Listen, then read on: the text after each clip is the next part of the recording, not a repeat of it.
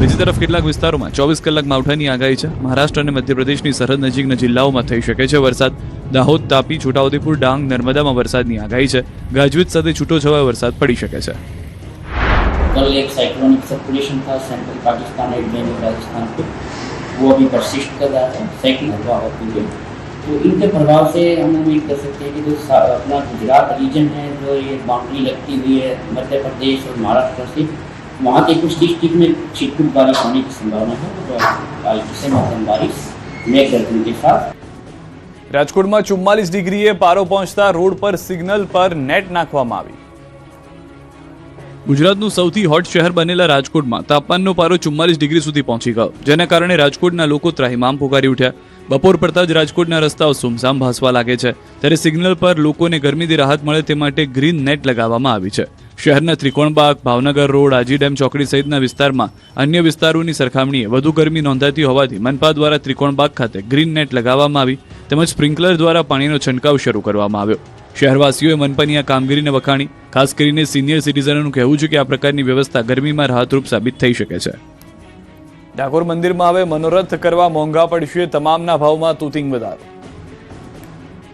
ડાકોરના રણછોડરાયની ભક્તિ હવે ભક્તોને મોંઘી પડશે, કેમ કે ડાકોર ટેમ્પલ કમિટી ભક્તો દ્વારા કરવામાં આવતા તમામ મનોરથના લાગમાં ધરખમ વધારો કરાયો છે। ડાકોર મંદિરના સોનાના શિખર ઉપર ધજા ચડાવવા પહેલા ભક્તોને 610 રૂપિયા ખર્ચવા પડતા હતા, પરંતુ હવે ખર્ચવા પડશે 2500 રૂપિયા। એ જ શિખર ઉપર 52 ગજની ધજા ચડાવતા ભક્તને પહેલા 2500 આપવા પડતા હતા, હવે ખર્ચવા પડશે 11000 રૂપિયા।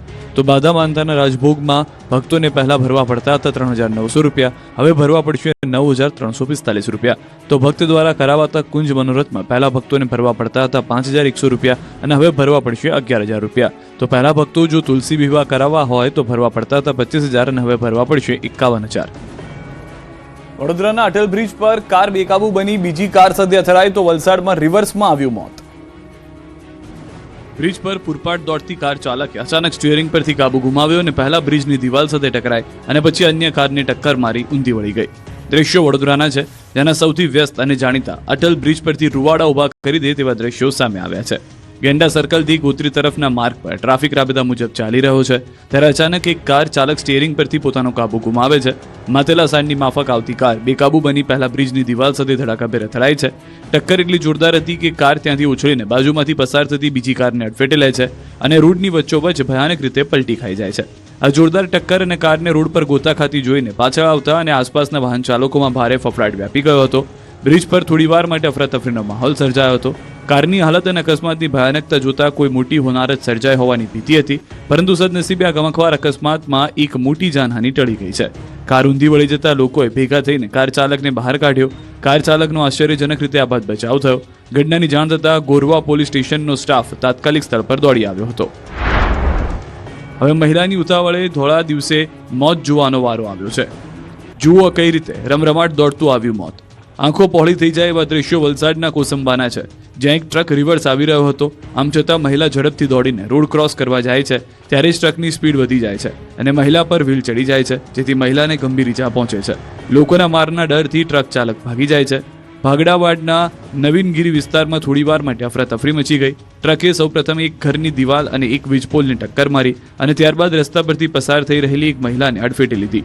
વીજપોલને ટક્કર વાગતા આસપાસના વિસ્તારનો વીજ પુરવઠો પણ ખોરવાયો, તો ટ્રકની ટક્કરથી દિવાલ પણ તૂટી ગઈ। આ તરફ દાહોદમાં ખાનગી બસને અકસ્માત નડ્યો। ઉજ્જૈનથી સુરત જતી બસ અકસ્માત નડ્યો। 19 લોકોમાંથી 6 લોકોને ઈજા પહોંચી। વાપીની કંપનીમાં ભીષણ આગથી દોડધામ। વાપી જીઆઈડીસીના થર્ડ ફેઝ વિસ્તારમાં આવેલી ખાનગી કંપનીમાં આગ લાગતા આજુબાજુની કંપનીઓમાં પણ દોડધામ મચી ગઈ હતી। આ કંપની કલર બનાવતી હોવાથી જ્વલનશીલ કેમિકલ અને પદાર્થો પણ મોટી માત્રામાં સંગ્રહ કરેલા હોવાથી થોડીક વારમાં આગે મોટું સ્વરૂપ ધારણ કર્યું અને આસપાસના વિસ્તારમાં ધુમાડા પ્રસરી ગયા। જોકે ફાયર બ્રિગેડની ટીમોએ ભારે જહેમત બાદ આગ પર કાબુ મેળવ્યો। આ ઘટનામાં કોઈ ઈજા કે જાનહાનિ થઈ નથી। સુરતના મસાલા માર્કેટમાં આરોગ્ય વિભાગની તવાઈ। સુરતમાં ભેળસેળિયા તત્વો પર આરોગ્ય વિભાગે તવાઈ બોલાવી છે। સતત 2 દિવસથી આરોગ્ય વિભાગ ભેળસેળ કરતા લેભાગુ પૈસાના પૂજારી બનેલા વેપારીઓના એકમ પર તવાઈ બોલાવી રહી છે। ગઈકાલે આઈસ ગોલા અને મેંગો શેકના વેપારીઓને ત્યાં દરોડા પાડ્યા હતા। કલર મિક્સ કરતા હોવાનું સામે આવ્યું, ત્યારે શુક્રવારે મસાલા માર્કેટમાં આરોગ્ય વિભાગની ટીમે પહોંચીને સપાટો બોલાવ્યો। સુરતમાં આરોગ્ય મંત્રી પ્રફુલ પાનસેરિયાના આદેશ બાદ આરોગ્ય તંત્ર હરકતમાં આવ્યું. મસાલા વિક્રેતાઓ સામે કાર્યવાહી શરૂ કરવામાં આવી. ગોળદોડ રોડ પર આવેલા જીવીએમ મસાલા વિક્રેતા પર સુરત મહાનગરપાલિકાના આરોગ્ય વિભાગે દરોડા પાડી તપાસ હાથ ધરી. મસાલા ભરવાની સિઝન દરમિયાન ભેળસેળયુક્ત ખાદ્ય પદાર્થોના વેચાણની આશંકાને ધ્યાનમાં રાખીને આ કાર્યવાહી કરવામાં આવી. આરોગ્ય વિભાગે સ્થળ પરથી મરચું પાવડર, હળદર, ધાણા જીરું તેમજ અન્ય તૈયાર મસાલાના નમૂના એકત્રિત કરી લેબમાં તપાસ માટે મોકલ્યા. હાલ મસાલા ભરવાની સિઝન ચાલી રહી હોવાથી કોઈ પ્રકારની ભેળસેળ તો થતી નથી ને તેની વિગતવાર તપાસ કરવામાં આવશે. ભેળસેળ સામે આરોગ્ય વિભાગે કડક વલણ અપનાવતા વેપારીઓમાં ફફડાટ ફેલાયો છે. રાજકોટવાસીઓ બર્ગર કિંગમાંથી બર્ગર ખાતા પહેલા સાવધાન, વાસી વસ્તુઓ મળી. રાજકોટવાસીઓ બહારનું ખાતા પહેલા સાવધાન, ભૂલે ચૂકે પણ બર્ગર કિંગમાં કંઈ ખાવા જતા નહીં. જો બર્ગર સહિતની વસ્તુઓ ખાધી તો તમારી તબિયત બગડવાના 100% ચાન્સ છે. કેમ કે આરોગ્ય વિભાગે રાજકોટના ફાસ્ટ ફૂડ એકમો પર દરોડા પાડ્યા. કાલાવડ રોડ પર આવેલ બર્ગર કિંગમાંથી તપાસ કરતા એક્સપાયરી ડેટનું દૂધ ઝડપાયું, જેથી બર્ગર કિંગને 10,000 રૂપિયાનો દંડ ફટકાર્યો. ઉપરાંત 21 જેટલા ધંધાર્થીઓને ત્યાં તપાસ કરવામાં આવી, જેમાંથી 4ને લાયસન્સની સૂચના અપાઈ, જ્યારે 17 જેટલા ધંધાર્થીઓને ત્યાં સ્થળ પર નમૂના પરીક્ષણ કરાયા. ખેડામાં ધારાસભ્યએ ભ્રષ્ટાચારનો પર્દાફાશ કરતા કેનાલને જેસીબીથી તોડવામાં આવી. ખેડાના વાટવાડી વિસ્તારમાં નવી બનેલી કેનાલનું કામ લોટ પાણીને લાકડા જેવું થયું હોવાની ખુદ પોલ ધારાસભ્યએ ખોલી. મહેમદાબાદના ધારાસભ્ય અર્જુનસિંહ ચૌહાણે લોકોની ફરિયાદ બાદ કેનાલમાં તપાસ કરતા હથોડીથી ભ્રષ્ટાચારના પોપડા ખરી પડ્યા.